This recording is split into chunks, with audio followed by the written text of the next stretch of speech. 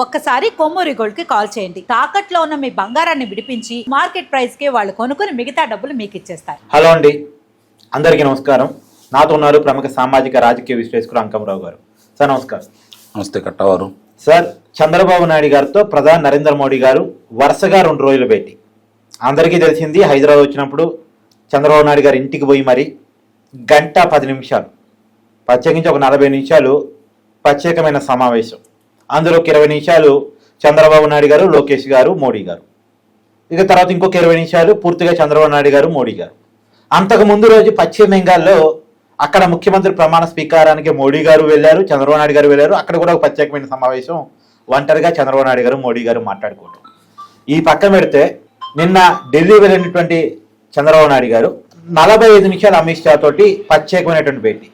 ఈ వరుస భేటీల ఆంతర్యం ఏమిటి? ఏం జరగబోతుంది తెలుగు రాజకీయాల్లో? చంద్రబాబు నాయుడు గారితో ప్రధానమంత్రి గారి భేటీ అనేది బెంగాల్లో జరిగిన భేటీ, కలకత్తాలో జరిగిన భేటీ అనేది అది ఎన్డీఏ కూటమికి సంబంధించిన కార్యక్రమం. అవును. అందులో ప్రత్యేకంగా అక్కడ ఆయన సమావేశం అవడం అనేది రాజకీయం ప్రాధాన్యత సంతరించుకున్నటువంటి కార్యక్రమం. అవును. మొన్న ఏదైతే హైదరాబాద్ ఆయన వచ్చిన సందర్భంగా ప్రత్యేకంగా చంద్రబాబు నాయుడు గారి ఇంట్లో 1:20 నిమిషాల సేపు ఆయనతోటి వాళ్ళ ఇంట్లో గడపడం అనేది ఇది బాగా చర్చకి దారితీస్తున్నటువంటి అంశం. ఈ రెండు విషయాల్లో చాలా దగ్గరగా 2 కారణాలు అయితే ఉన్నాయి. ఒకటి, బెంగాల్ పరిసమాప్తం అయిపోయింది.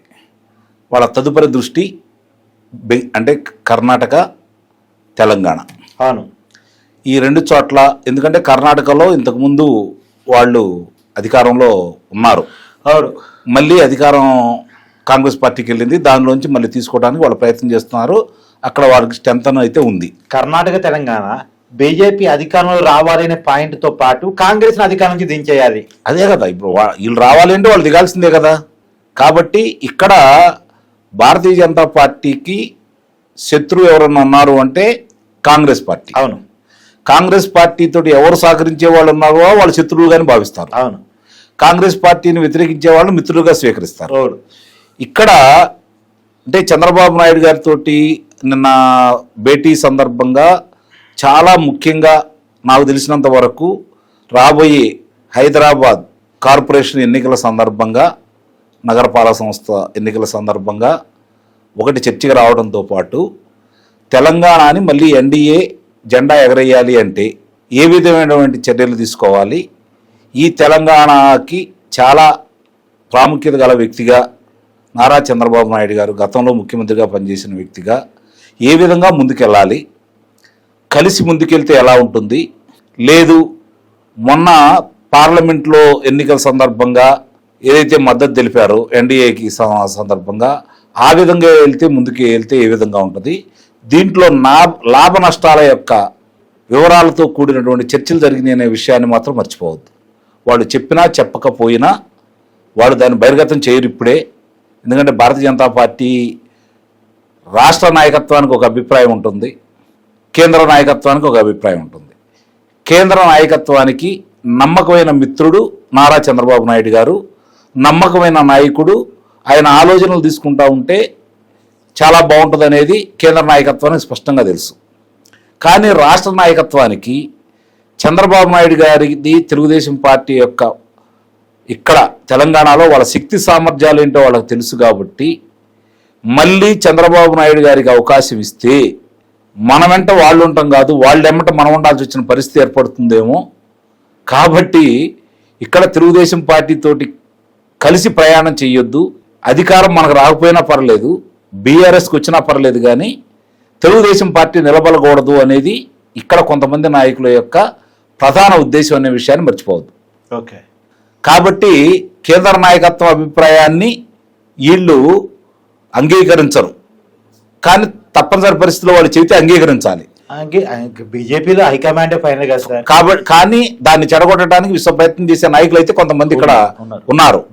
వాళ్ళ ముఖ్య ఉద్దేశం ఏంటంటే వాళ్ళు ఎటు అధికారంలో రారు కాబట్టి, ఒకవేళ అధికారంలో వచ్చినా తెలుగుదేశం పార్టీతో వచ్చామనే పేరు ఉంటుంది కాబట్టి అది బరాయించలేక అధికారాన్నైనా వదులుకుంటారు. కానీ అధికారాన్ని వదులుకుంటున్నారు, పదే వదులుకుంటున్నారు. కానీ తెలుగుదేశం పార్టీ ఇక్కడ ఎదగకూడదు అనేది వాళ్ళ యొక్క ముఖ్య ఉద్దేశం.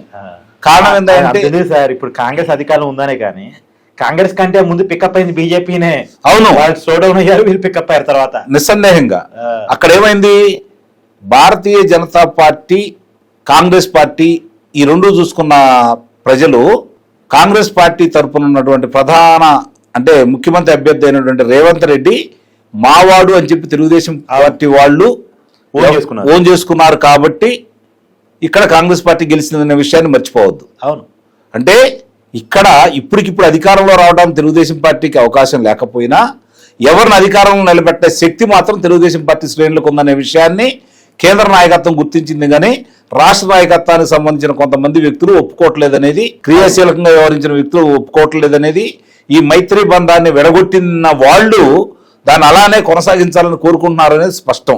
ఇంక అంతేందుకు సార్, 2014లో తెలంగాణ వచ్చిన తర్వాత పూర్తిగా తెలంగాణ సెంటిమెంట్ ఆధారంగా జరిగిన ఎన్నికల్లో కూడా డబల్ డిజిట్ మెంబర్స్ టీడీపీ పార్టీకి వచ్చాయి కదా. అవును, తెలంగాణలో వచ్చినాయి, వాళ్ళకి 5 వచ్చినాయి, వీళ్ళకి 15 వచ్చినాయి. అంటే ఇక్కడ గమనించుకోవాల్సిన అంశం ఏంటంటే తెలుగుదేశం పార్టీ భారతీయ జనతా పార్టీ ఇద్దరు కనుక అదే విధంగా కొనసాగించినట్లయితే 2023లో వాళ్ళదే అధికారం ఖచ్చితంగా వచ్చి ఉండేది పక్కాగా. ఎందుకంటే ఆ టీడీపీలో చూడండి, మీరు గమనించలేదో, మీరు 15 అన్న సంఖ్యలో 15 సామాజిక వర్గాలు కనపడతాయి. అవును, 15 సామాజిక వర్గాలు. ఎస్సీలో ఉన్న మాలామాదిగ కనపడుద్ది, బీసీలో ఉన్నటువంటి రకరకాల కులాలు కనపడతాయి, ఓసీలో ఉన్న కమ్మారెడ్డి కనపడతాయి, అన్ని కనపడతాయి.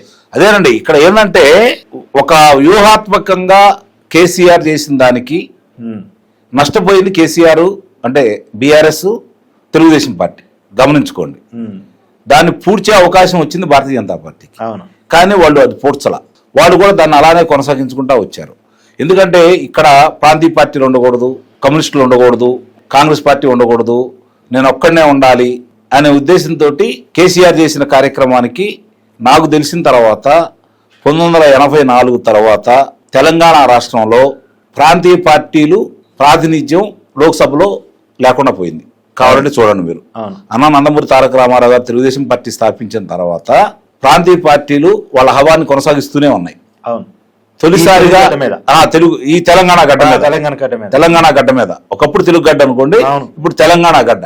ఈ గడ్డ మీద అటు తెలుగుదేశం పార్టీ కావచ్చు, ఇటు బీఆర్ఎస్ పార్టీ కావచ్చు, ఇద్దరి ప్రాతినిధ్యం లేకుండా చేసిన ఘనత మాత్రం కేసీఆర్కే దక్కుతుంది.